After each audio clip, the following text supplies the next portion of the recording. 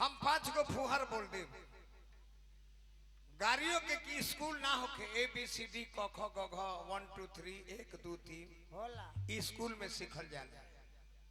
आज तक केहू कहो जे हम गाड़ी सीखल हकबे स्कूल में पूरा चलनते आ जाए सीखे के ना पड़े। तो हम माई बहन के गाड़ी गेंग ना कके इधवछुआ के धरती पर सिकड़ौर पूरी क्षेत्र में हम 3 पीढ़ी के गौनाई सुनावतनी। आज जेकर बाप सुनलन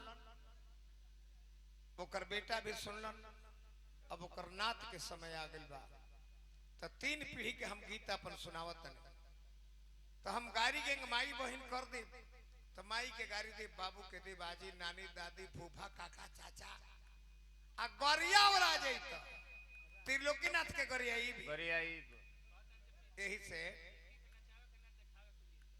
कहते रहे जी कितना सुंदर कॉलेज कुंवर जी रवा पिंकी के बहुत वर्णन करता नहीं बुझाइल है कि नचावे के ना रवा देखावे के लेल बनी। जवाब तो बहुत बहुत बा बाकी काहे खातिर इससे का मिल जाई हमरा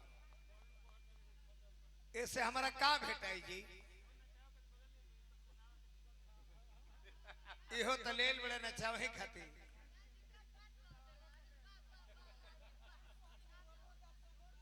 जवाब ही है हो बाकी जान के नहीं खे बोलो इहो नचावे के लेल बड़े बाकी होता ना मोट हम नहीं बोल सकत नरवा मोट बोलने है बन जन्नत बिगाड़ दे अपना अंगूठिया पर बन जन्नत बिगाड़ दे अंगूठिया पर मोह बना हवा मत बन बन जन बन बनू तो ठेकै चबा के भगा ले जे लगबा गौ नहीं गावे ना ना ओकरा के दूसरा और तरफ ले चला कल कल का जो से अब सुनी बिरा की चीज सुनाऊं जला। हां जी हाँ ना ना बाबुआ जी हाउ चीज सुनाओ ना काले को गजल कवाल रहे खुद ही का पता जब है ही नहीं औरों का ठिकाना क्या जाने। जय हो मनोज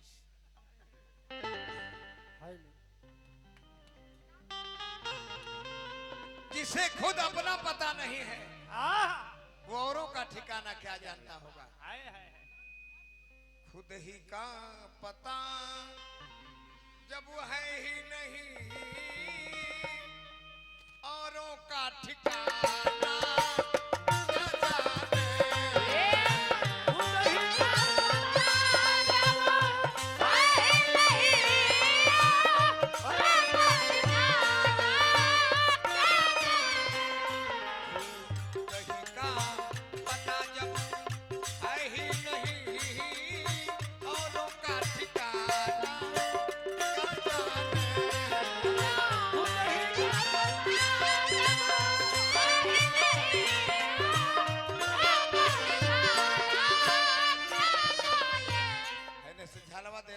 बाबू एगो दे दो दो कौनो दो झाल में ठगा गई बोलो पितरिया झाल कहाँ से गिर ले लो तो पितर के ठगा गई बोलो कहाँ ले लो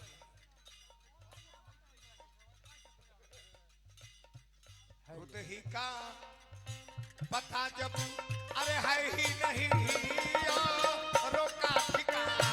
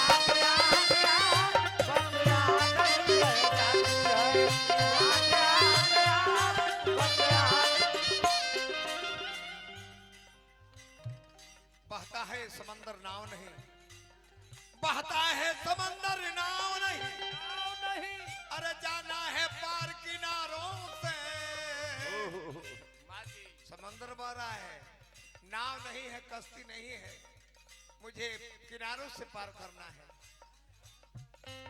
बहता है समंदर नाव नहीं, जाना है पार किनारों से। जो माझी कीचड़ में है फंसा, मुलायम मारे मुलायम में पियर रहे। जो माझी कीचड़ में है फंसा, वो पार लगाना क्या जाने।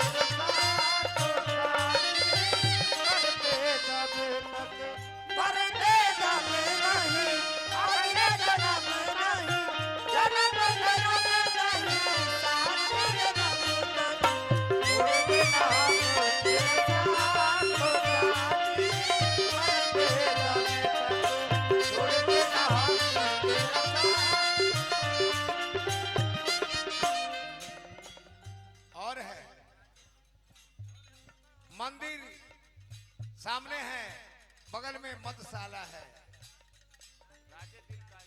और है राजे दिल के आईना, एहतियात से रखना। क्यों? जिसे प्यार रहा मधुशाला से, मंदिर का निशाना